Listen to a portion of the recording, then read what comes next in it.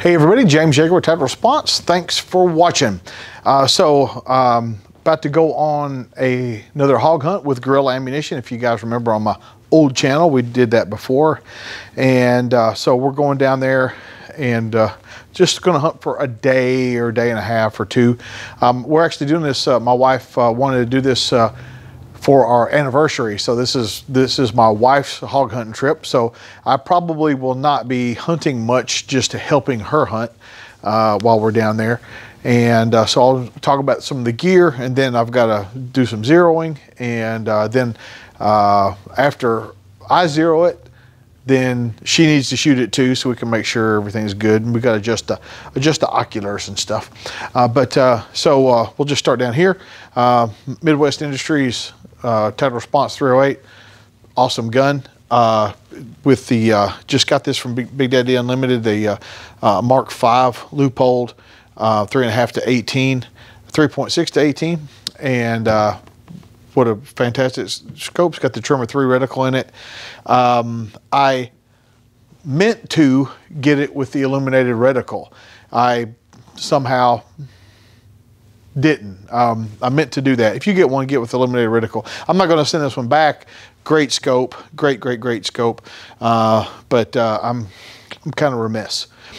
So I got the two Magpul drums down there, but what I'm going to do is zero this rifle with this Gorilla Hunt, this 308, of course, 152 grain Lehigh controlled chaos. And one of these drums has got 50 rounds of this in it. I didn't think I had any. I thought Lance down at Gorilla said, I've got some down here, and I wanted to zero it. And I got to digging, and in a separate box in another place where I usually don't keep ammo, when we did the gelatin test for this stuff, you guys see those on the ballistics playlist here, I found enough to load it and get it zeroed. That's coming up. Taking my Glock 40, model 40 10 millimeter. It's a 40 for men, and I'll be shooting the Federal 10 millimeter HST. Check it, a hollow point. This stuff's moving along. 200 grain bullet. I think it was 1,300 feet per second or something, but moving along. And that's my last ditch back up against a hog. I got a Surefire on it and a Delta Point, loophole Delta Point on there, and it's been a real good dot, real good. Like I said, I'm not going to really hunt, but as a backup, when my wife hunts, I'm going to take this. This is the Barrett Fieldcraft. This is the most elegant and highest quality bolt action that I own.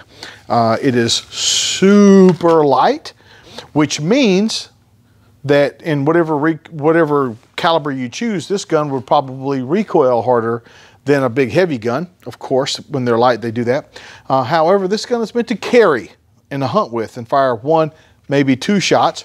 3-round magazine in this gun, but it's not meant to be laborious.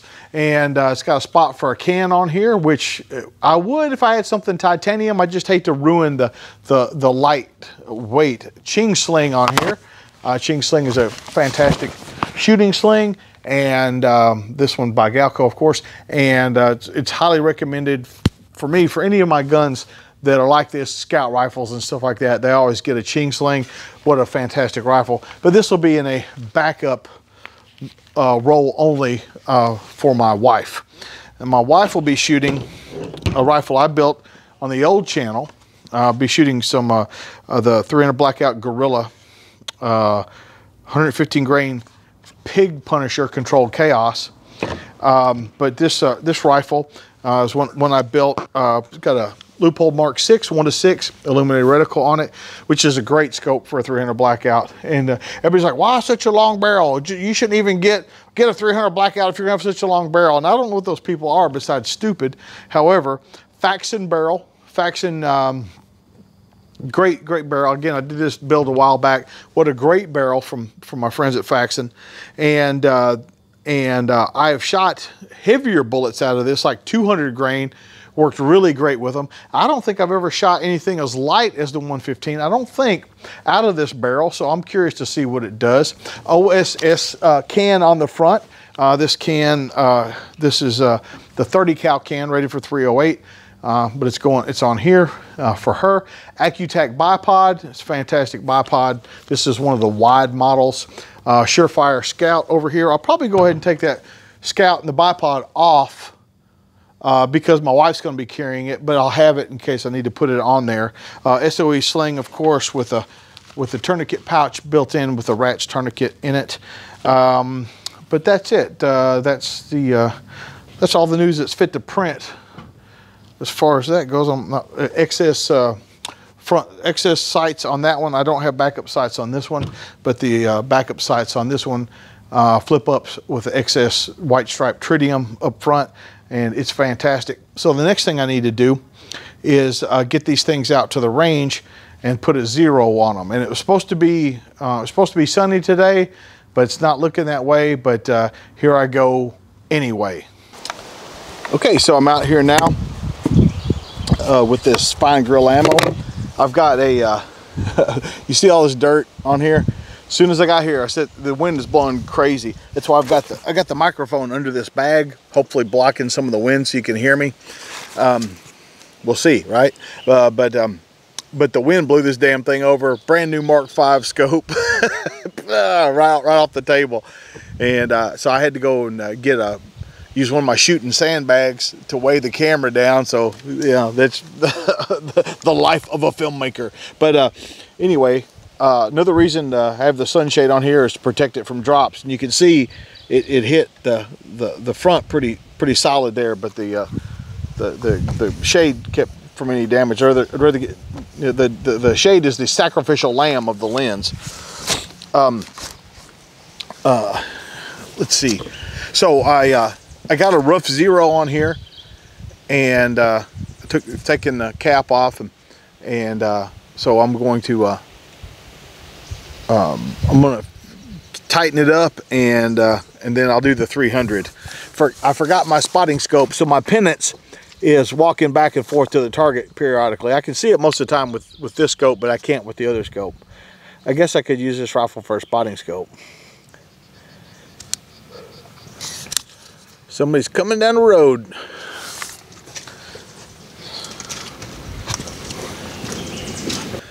All right, sorry about the interruption. Come on. Just went ahead and topped it off so I didn't have to stop in the middle of in the video to do it.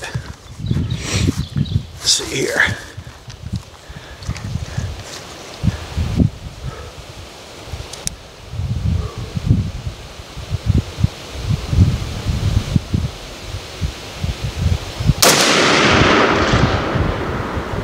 Like, no joke, the wind is moving the target 2-3 inches like this.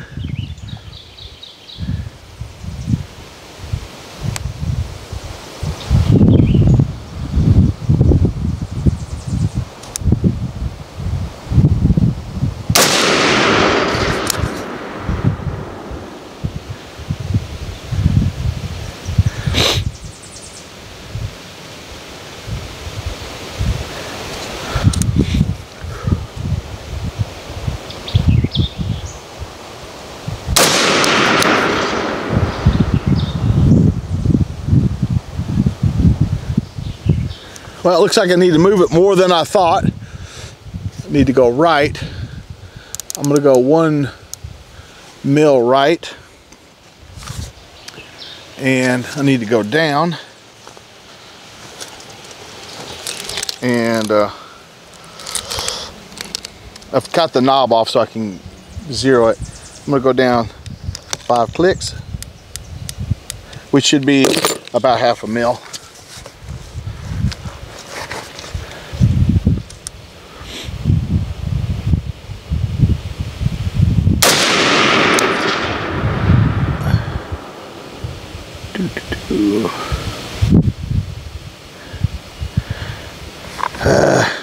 Why didn't I bring my spotting scope?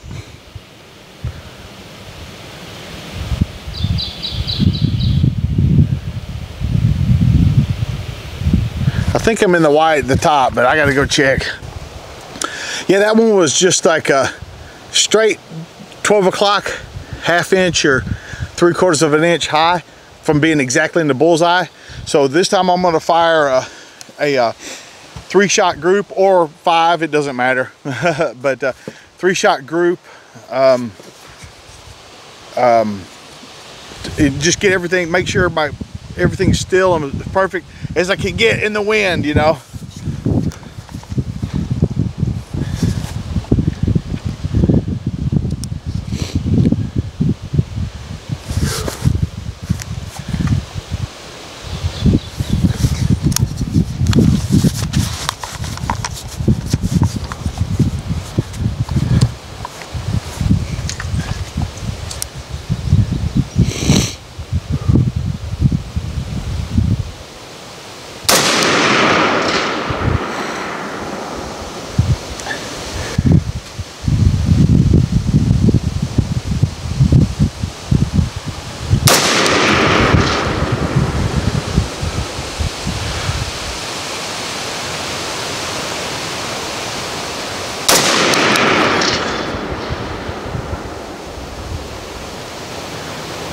I think I got a good group. About out of ammo. I'm gonna go check it again. So guess what? They were all a little high, one about a click high. Pretty good group.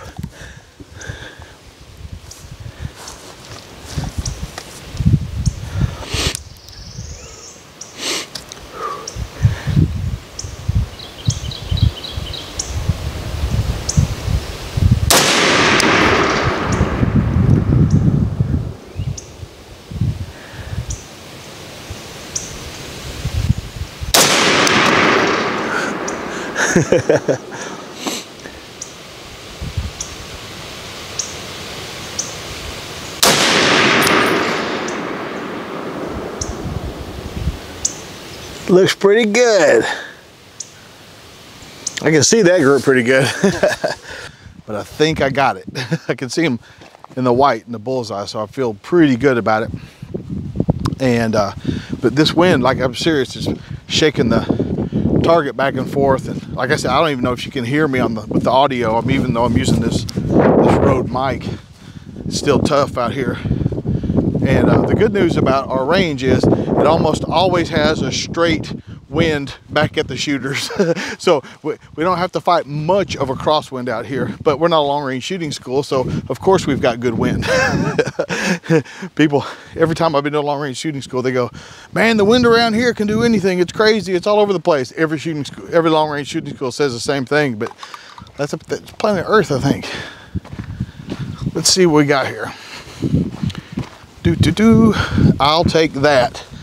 So that's my, yeah, the sun's finally coming through and blocking my viewfinder. So that was the last 3, and I'll take that. You know, out of a bolt gun, getting a sub MOA group out of a bolt gun, semi-auto gun used to be a thing that people just wouldn't believe, or the gun wouldn't run. Either you had a really accurate gun or it wouldn't run, and well, that's changed. The Accu-Tac, if you guys remember me talking about these guys, they're alumni, good people, especially Susie. She's really nice. She's always sending me stuff. But they put grids on these targets for me, and I really like the high vis orange. Accu-Tac.com. If you're a Tactical Response alumnus, you should be on the Facebook alumni page so you can see their discount code and stuff like that. They're very generous to us alumni, to our alumni. Now for the 300. So like many of you guys, when I got expensive ammo like these Gorilla Pig Punisher, and I say expensive, I don't mean like outrageously expensive. I mean like good quality, high performance ammo costs more than ball. So like many of you guys, and if you don't, you might want to start doing this. Gorilla probably doesn't want me to tell you this, but what I do is I try to find a similar weight of ball ammunition, which is cheaper, of course, and then I get on the bullseye with that, like on the bullseye. And so that doesn't mean that it's zeroed for this. I still have to shoot this, but it helps me out a bunch. Now, sometimes the group will be very similar. as far as it's up, down, left, and right. Sometimes it'll, but most of the time what I find is that it's tighter with the performance ammo, with the higher quality performance ammo. And many of you also have figured that out. Again, I hope the wind is not blocking this conversation out, because I'd feel stupid if I was sitting here talking to myself the whole time. So I've got it in the bullseye, and with ball ammo, and I'm going to shoot this this Gorilla Hunt, the 300 Blackout 155 grain pig punisher, Control Chaos, and I am excited to shoot some pigs with these, or at least see my wife shoot some pigs with these. Should be fun. But enough talk. Let's see if we can let's see if we can get this thing zeroed. And I still have to bring my wife out and let her shoot it. And even though the rifle is zeroed, no matter who shoots it, differences in vision and things like that can cause us to see things differently. And so what I'll have to do is spin this ocular for her to see, you know, to get it focused for her eye, and then and then, you know, after we get that focused, then we'll go on and get the rest of it going for her. But this Loophole Mark 6 here, 1:6, is a perfect hog hunting scope. This, like my Mark 5, I know I say it all the time, Big Daddy Unlimited, like if you're not a member of that, like you're already losing money. It's 99 cents to join, and I don't know anybody that said that was a waste of my money. I've told all my students, and I keep hearing good stuff. I know that Mark 5 I bought was, I looked for the best price I could find on the internet, and then I went to Big Daddy Unlimited, and it was hundreds of dollars cheaper. Hundreds. That means more than 200. Actually, I don't want to give you an exact quote, but hundreds of dollars cheaper. And so, like if you don't, I mean, really, it's like, and they have everything, so it's crazy. So join Big Daddy Unlimited. Let's quit talking about it. All right.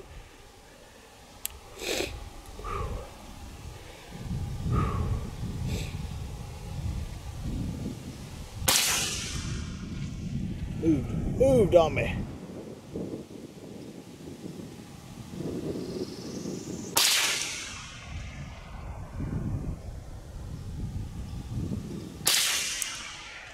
Let's go check it out.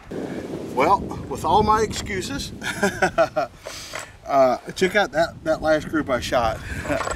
It's at 100 yards, Mark 6, 1:6, Faxon barrel, Midwest rail, you know, like I explained. But wow, I thought these Faxon 300 barrels, because I've done a couple of builds with them, because they shoot super good with the heavy bullets, the 200 grain 300s and stuff like that. But that's a good group. I'm not, nope, there ain't no no complaints here, no complaints here.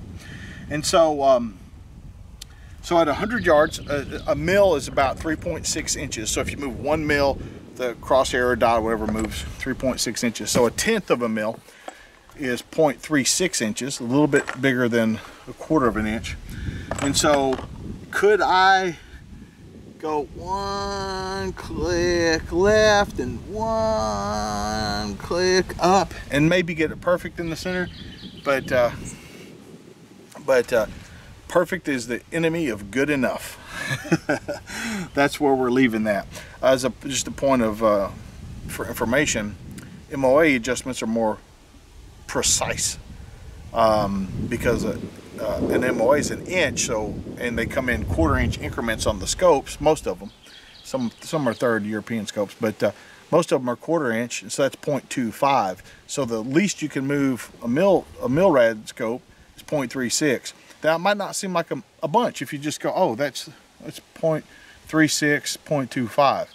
But what if you needed to move 2 clicks?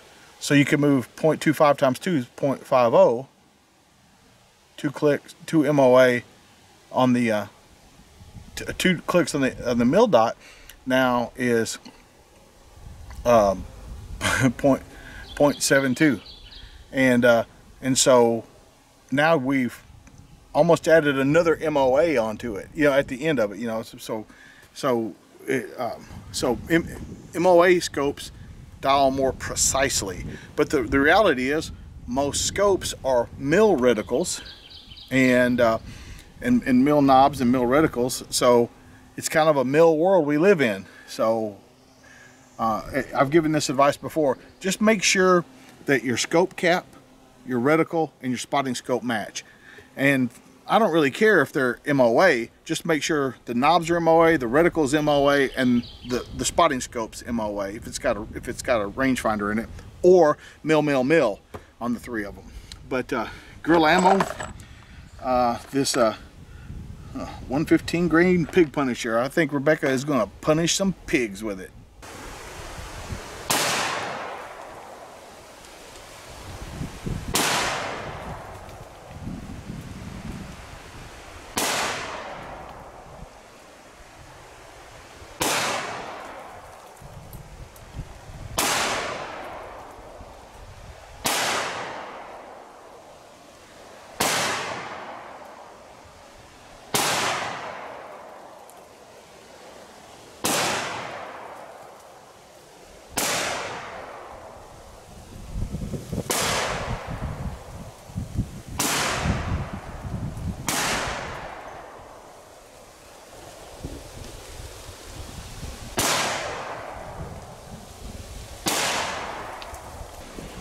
Well, not my best work, but standing at about 30 yards in hurricane force winds, but Glock 40.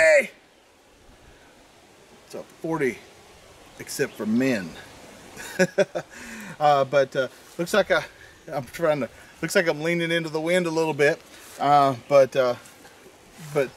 okay group for 25 in that wind, but not what I want. But ideally for 25, I try to hold myself to this orange ring, which is about a 6-inch group, which I think is fine for a fighting pistol. Standing with a fighting pistol, I think 6-inch group is fine. That roughly translates into mostly a headshot, you know, from cheek to cheek.